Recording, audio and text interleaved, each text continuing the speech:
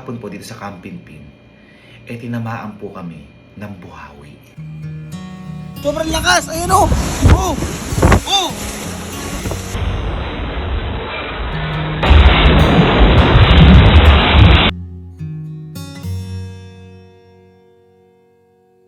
So ngayong araw po wala po muna tayo ngayong kahit na anong kalokohan. Dahil kahapon po may nangyari po dito sa Camping-Pin. Hindi po namin inakala na mangyayari po ito dahil buong buhay po namin hindi pa po namin ito nararanasan.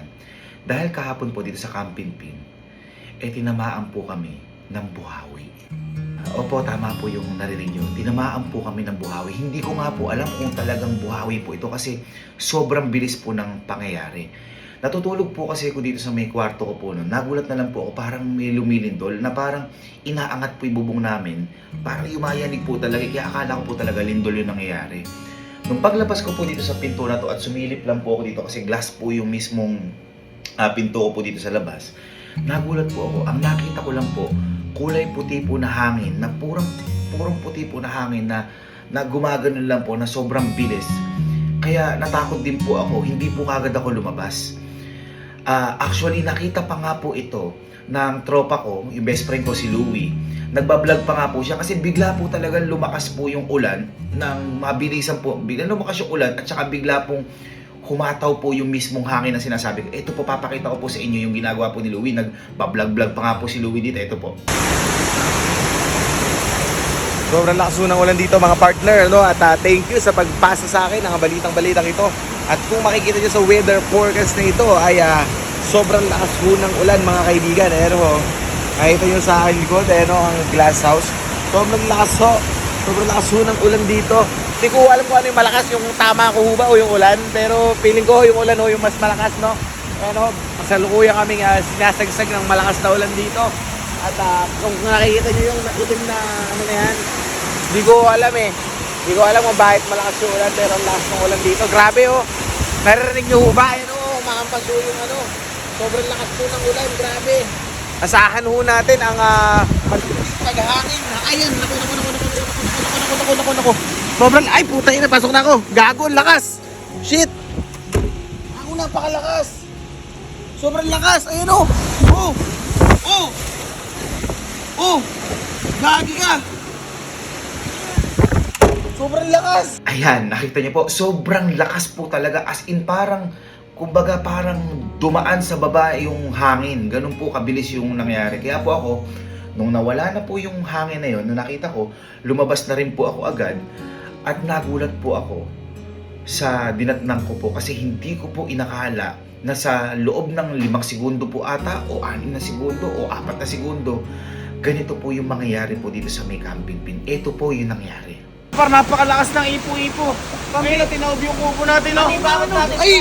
Nakataob nga! Gagi ka! Boy, kaya kanina, Oh! yung ano namin, yung bubong, parang umaakat. Utang ina, tinaob pa rin yung kubo. Gagi ka! Uy, wala na bibili niyan! Pati yung cord. Uy, yung speaker! Ako yung bilyaran. Boy, ipo-ipo to. Boy, kanina. Biglang gumanon lang, isang umulan. Biglang ikot. Ay, napunta wasak agad oh. Wala pang 30 seconds yan. Boy, yung ano Sino natin, nga yung magpapatawag back ng natin. kubo? Boy, ano mo, ay lang. Grabe, natanggal nga, boy! Ano ba yung ilaw nakit ang ganong ipo-ipo, promise. Parang inaangat yung bubong ko. Tapos nakita ko CCTV, ay umiikot na. Oh? Ipo-ipo pa. Ipo-ipo pala yun? Napakalaki ng ipo-ipo. Dito mismo sa ano tumama. Nakita sino magpapatawag ng Kubo. kubo. At saka ng mga, ang tawag doon, Railings! audience natin na ano. Boy, pati billboard, bagsak. Pati Oo nga. billboard, bagsak. Eh sige nga, paano mapapatawag yung paso? Napakabigat nun. Tama! Pati Boy, yung gate na lang! Pati yung court. Yung gate!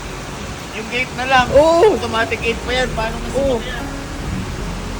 Hanip. Baka na buti, nasa sky dito, gago.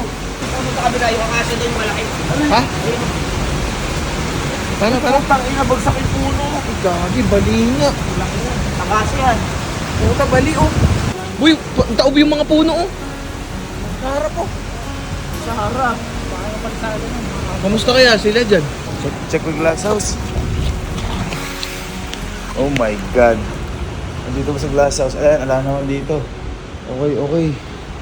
Basta parang nataon din na mismong yung ipo-ipo nasa may gitna ng bahay namin. As in, sobrang bilis ng pangyayari. Oh my God. Ang mga na-experience na namin, yung napakalakas na ulan. Pero yung napakalakas na hangin na ganun. First time ko po naka-experience nun. At saka wala pong bagyo ngayon ha. Wala pong bagyo. Ayun o, parang ganyan lang po kanina. Normal lang po na ulan. Biglang gumano na lang. Tapos ayun o, biglang nawala po. Ayun na parang normal na ambon lang. Grabe. Napakabigat po niyan. Ito yung mga ilaw namin dyan o. Buti naka-cover to. Oo. Tanggal yung mga bandana natin na nakabit dyan. Oh, ito pa. Gaano kalaki yan? Gaano kabigat yan? At mas gaano kabigat yan? Yung upuan, Oh, tamo nga. Yung upuan, nilipad dyan. Yun na lang. Ito, tingnan nyo. Ito po yung sinasabi ko sa iyo. Kita mo yung billiard ng ano, yung ilaw ng... Ito po, nakapako ho yan. Naka-intact po yan ng maganda. Yan, ayan po. Pero lahat po yan tinanggal ng ipo-ipo. Woo! Eri na lang, oh. Eri na lang. Paano napunta dyan yan, oh. O, umakap sa tayo. Sa bilyaran. Guys, mali pala ako. 30 seconds umulan lang na malakas. Pero yung paghampas, mga 5 segundo lang. 5 segundo lang. Grabe naman. Sira yung kuko yun. Oh, sige. Ikaw nga, kaya mo ba ibangon yan? Kahit easy tayo, hindi natin mabangon yan. Hindi na lang, walang mga nabangon. Pero nakafix po lahat yan. Ng 5 seconds lang. Ayan no, mga naka-diin sa ano lahat yan.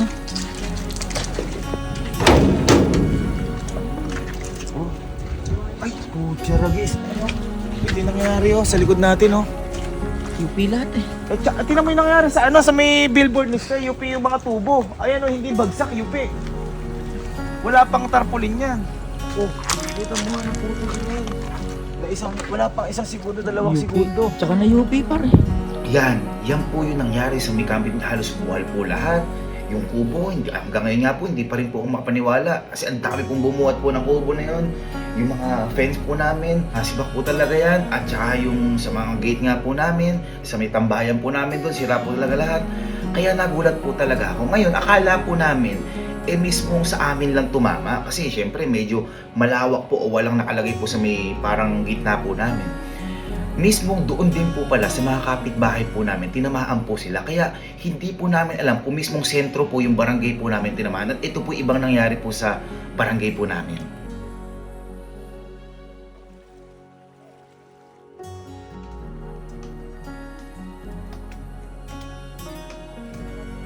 Ganyan po yung nangyari sa labas. Kaya hindi po kagad nakauwi yung kapatid namin si Casey kasi naharangan po ng mga bumagsak na puno yung daan po dito sa amin. At para mas maintindihan nyo po kung ano sinasabi ko pong lakas o yung buhawi na sinasabi ko, chinek ko po yung CCTV po namin kasi nakita ko po buhay pa po eh. Chinek ko po at hindi ko po inakala na ganun yung makikita ko dahil akala ko po sa mga palabas ko lang po nakikita yun. Sobrang grabe po pala talaga. Hindi ko lang po nasabi kanina na meron po kami isang kasamahan po dito na malapit po siya sa may, ando po siya sa may garahihan at nung pumasok po yung buhawi, tinangay po siya at kumapit na lang po siya sa may mismong poste ng garahihan po namin doon sa may sasakyan. Para po mas maintindihan nyo po, ito po yung nangyari po. Nang ilang segundo lang, tingnan nyo po yung nangyari sa may CCTV kung paano po or kung gaano kalakas po yung sinasabi ko pong buhawi. Ito po.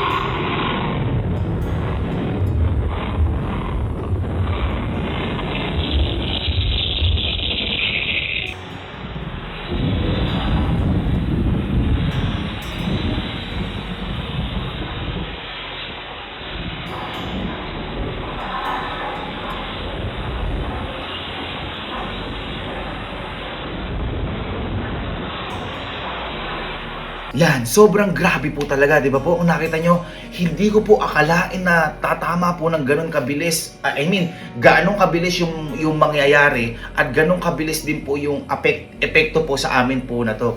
Kaya po ako, sobrang takot ko po, iniisip ko po, paano kung tumagal po ng 1 minuto yung mismong tumama po sa amin yan, o 2 minuto, baka po yung buong Kampin Pin po na to, warak-warak po talaga to. Baka nga po pa rin po yung bubong po namin eh. At ang isa pong kinakatakot ko pero pinagpapasalamat ko na rin po is paano kung nandito po kahapon si Sky. Kung halimbawa po kung nag-ATV si Sky, kasi po umaambon-ambon lang eh. Kung pinaligo po namin sa ulan si Sky, di ba po umaambon lang, biglang lumakas ng konti yung ulan, tas biglang humangin na po. Ganun po kabilis yung pangyayari eh. Kung nandun po si Sky, baka po tangayin o masaktan po si Sky kasi yung kubo nga po at saka yung gate, bigla pong isang iglap lang, tinuwad yung kubo, binuksan yung gate. Kaya sobrang pasalamat na lang po namin talaga dahil wala pong tao sa mismong labas po nung nangyari po yun. Yung isa nga lang po na nandun sa may garahe po namin, pero safe naman po siya, wala pong kahit na anong nangyari sa kanya kasi nakakapit po siya kagad sa may posted po doon sa may garahe po namin. Kaya ayun, nakakatakot pero malaking pagpapasalamat po namin dahil yun lang po yung natamo po namin at wala pong kahit na anong nasaktan nga po sa amin. Alam ko po sa inyo meron pong mas malala yung naranasan patungkol po dito sa buhawi po na to. Kaya pinagpe-pray ko po na wag na po sana natin itong maranasan at sana po wala pong masaktan sa mga ganitong kalamidad kasi hindi po hindi po ito napaghahandaan, bigla po ito, kusa po ito nangyayari, wala pong paghahanda po dito. Kaya po pinagdadasal ko po na sana maging safe po tayo lahat. At kung meron pong nakaranas po na to, sana po safe po kayo. Hindi po pala biro yung ganitong karanasan. And pinagpe-pray ko po na sana wag na po natin itong maranasan. Kaya po ngayong araw, ayan, medyo naka-recover naman po kami after po ng tama po na yun nung gabi. Pinagawa na po namin yung mga gate kasi naka-electric fence po kami dito. Baka po mamaya may makahawak po noon is magkaroon pa po ng aksidente po dito, kaya pinaayos po namin kagad lahat. Nag-overtime, halos wala pong natulog po dito noon. Yung mga fence po namin dito is tinayo na rin po, okay. Tapos yung sa may gawing billiard area, okay na rin po, inayos na rin po namin. Sobrang lang po, sobrang nakakatakot lang din po dahil iniisip po natin yung iba ko pong kababayan dyan na paano kung halimbawa kakasimula pa lang po ng halimbawa nagpatayo po ng bahay, biglang nangyari po yung ganito. Sobrang nakakalungkot po, sobrang nakakatakot.